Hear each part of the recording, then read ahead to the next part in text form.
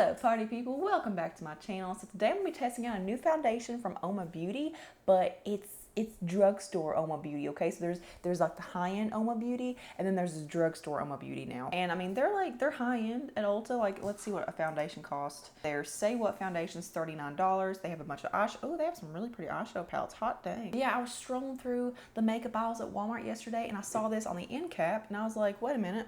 What is that? That's new. I need it. This is the Flawless in Real Life Skin Perfecting Foundation, and it was $15, which is kind of expensive for the drugstore. You can find this on the Uoma Beauty website as well, so you can find like the whole range, the drugstore and the high-end side on their website, but you can't find like this line, like the drugstore side, at Ulta, so you can just find the high-end side at Ulta. So it says lightweight, buildable, velvety foundation melts onto skin, creating a perfect canvas with a soft focus blurring effect that diminishes pores and fine lines, giving you that real skin finish. It looks like your skin and a radiant lift from within glow. So the whole thing about this is it's supposed to look good in real life, like not just on camera, like it's supposed to look good up close, which we're all about that. Available in 30 shades, which I'm pretty sure Walmart did have all 30 shades, which is awesome. 6 custom formulations, each supercharged with skincare ingredients for your skin's unique needs. So this is what I want to get into, because this is the part that I don't really understand. So the way they make it sound is like each skin tone has specific needs. So if you're a fair skin tone, you have different needs than a deeper skin tone, which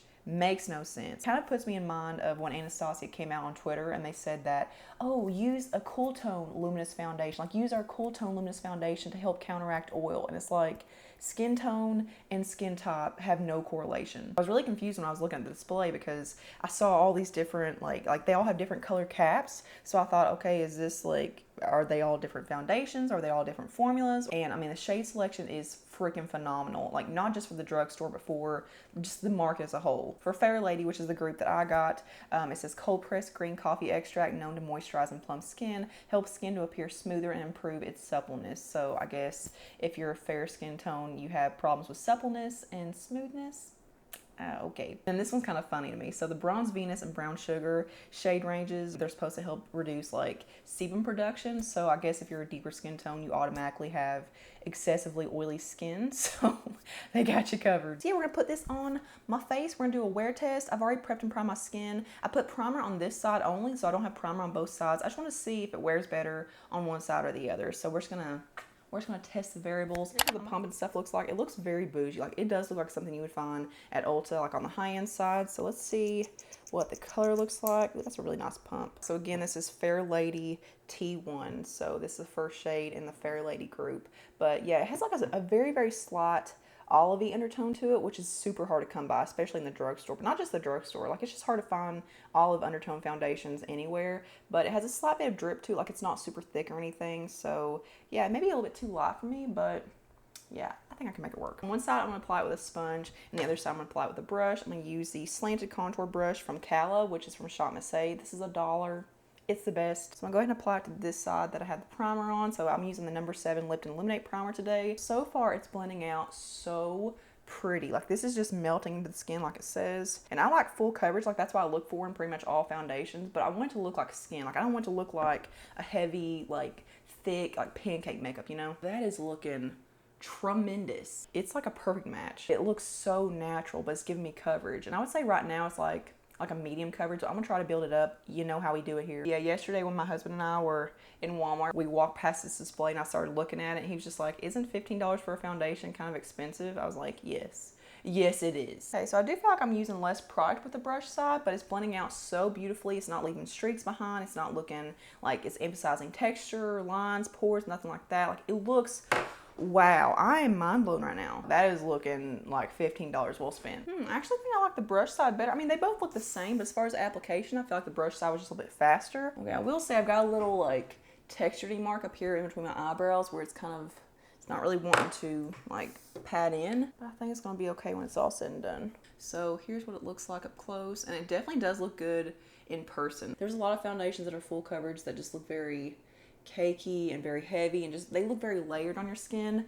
But this is looking super skin-like, which that's goals. I will say there are a few areas, specifically my pores, like my T-zone region, where it kind of looks like it's settling just a little bit into them. But I mean, it could just, I don't know, it could just be where I just freshly applied it. It may look better over time as my oils like kind of mesh with the foundations. I'm just gonna spray my sponge with some setting spray and just go over those areas where I'm seeing that like pore settling a little bit. I really don't think it's gonna be an issue though. Like I could be wrong, but I just have super high hopes for this one. I also want to go up here in between my eyebrows where I have a little bit of conjugating. Okay, that looks a lot better. Not that it looked bad before. I wanted to make sure I fixed the issue before I set it. So yeah, so for my time, I'm probably gonna say like 310 because I've been sitting here talking for at least 5 minutes. So we'll just say we'll say 310 for my check-in time. All right, guys, so here's what the finished face looks like. So I've got powder, cheek products, setting spray, the whole shebang. So we're looking hella flawless. Everything applied really well, no blending issues. So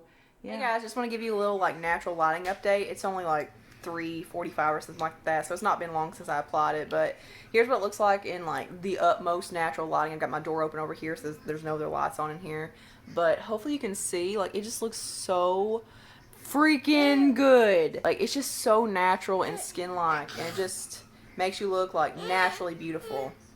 We're watching puppy dogs on TV, so yeah, just wanted to show you what it looks like in natural lighting. Yeah, you want blueberry? Yeah.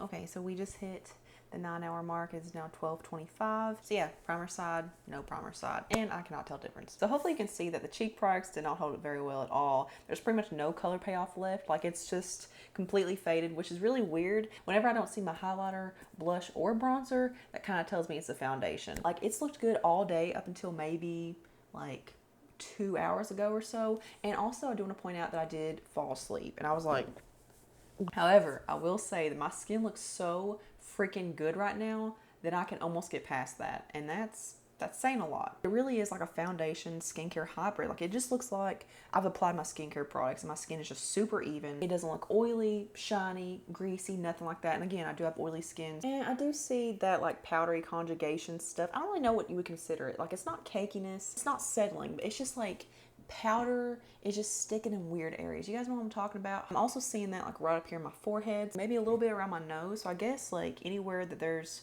more oil production. I mean, it's not that bad, and it could just be like the powder just didn't jive well with the foundation. But let me just say that this feels so lightweight and thin and comfortable in the skin. Like, it feels non-existent. Hey guys, okay, a little spontaneous update here that I didn't plan on doing. I feel like it's right for me to get back on here and do like a second wear test and kind of give you guys an update. I feel like there was a few more things I need to test a little bit more before I got on here and was fully like, you need it. Just to show you that it is a different day. It's Friday, June 18th.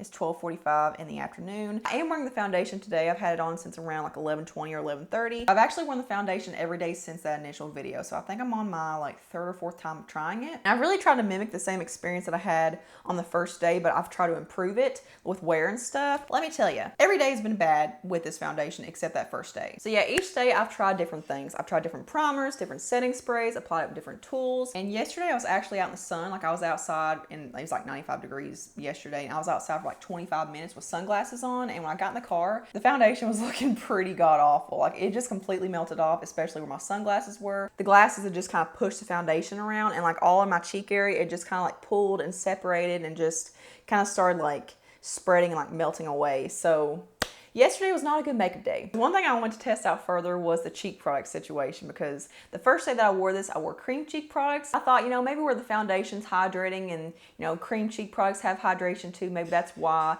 everything wore off so badly. Lo and behold, yesterday with the powder cheek products I used, it faded off the exact same way. So yeah, today I'm back at it again with more powder cheek products that I know wear well. Like, I have no doubt in my mind that these should wear well. So if they fade off today, it's a foundation. I'm still seeing that little powdery patchiness in my forehead and my T-zone in certain areas, like especially like right through here. Like, I don't know what it is, but it just wants to sit weird right through there. Again, it's not super obvious and noticeable where it bothers me, but I would also prefer to not see that. I do want to point out that on camera, the foundation doesn't look as good as what it does in person, because I was actually like editing the footage back, and like when I was showing what my foundation looked like at the end of the day on the first wear test, like it looked horrible. And I was just like raving about it and telling you guys how good it looked. And it's just like, oh my God, you think that looks good? Even though my stuff had faded off on my cheeks, like it just looks so beautiful on the skin still, but like you could not see that on camera. Like it did not translate well at all. Yesterday, it was a different story. Yesterday, it looked so like splotchy and faded and just like, it looked like I didn't have any foundation on, period. So yeah, we're back and forth again. And even like with the application process, like it just hasn't applied the same way since that first day. Yesterday, I had a horrible time applying it. Like it just did not want to mesh. It just wanted to like rub across the surface. Like it didn't want to actually melt into my skin. And it just looked like kind of just thick on the skin. And I gotta say, it hasn't applied the same way. Like it hasn't applied as beautifully as what it did the first day. It didn't build up the same way. It didn't sit on my skin the same way. It just didn't look as flawless and radiant and just beautiful as what it did the first time. I don't know if I can fully stamp my approval on something that's that fickle. Yeah, today it looks fine. It still looks pretty skin-like and like it's super lightweight. Like I've never had like a heavy kind of feeling with it, so it's consistently lightweight on my skin. I'm also just not like over the moon excited, like jumping up and down about it like I was the first day. And I am like a bad nightmare that you just keep having. All right, so it is now 11:05 p.m. So yeah, here's what it looks like after a very, very long, almost 12-hour day. And as you can see, pretty much having the same problems as before, but also the same like pros. So once again, it looks very, very natural and super skin-like. Like it just looks like I don't have any foundation on. It just looks like my skin is super even and not red. And I mean, there are a few areas where it looks kind of powdery, but I mean, I can just do that and it goes away. And I'm sure on camera it does look like splotchy and uneven. Like I'm sure you can see my dark spots like it's, you know, like they're freaking stars in the sky or something, but in person it's not that noticeable. So I definitely think this is a foundation that does look better in person versus on camera and in like photography and stuff. However, the problems I see today are the same ones I saw on day 1, day 2, day 3, however many days I've had it. Cheek products did not hold up well at all. And once again, I use powder cheek products that I know are long wearing. Like they last super well with like everything. Like they're the type of products that, you know, by the end of like a 10-hour day, they're still there. So here's what I'm gonna say, okay? Let's just bottom line this thing, shall we? I think the foundation has potential because I've seen how good it can be. It's just very fickle. But this is not a foundation that I trust to go outside in the summertime in. Like if I know I'm gonna be sweating and getting heated up, if I know that I need my foundation to last a long time and I won't have access to a mirror, I wouldn't trust it. So I'm gonna say, if you're interested in it, check it out, but just keep the receipt. But yeah, let me know in the comments below if you guys have spotted this display in your Walmart and if you've tried anything, whether it be from the drugstore side or the high-end side, but especially the drugstore side. That's what I'm most curious about. But yeah, leave your review in the comments below. But give this video a thumbs up if you did enjoy it and subscribe to my channel. Turn the notification bell on to always see my stuff, and I will see you guys in the next one. Mwah.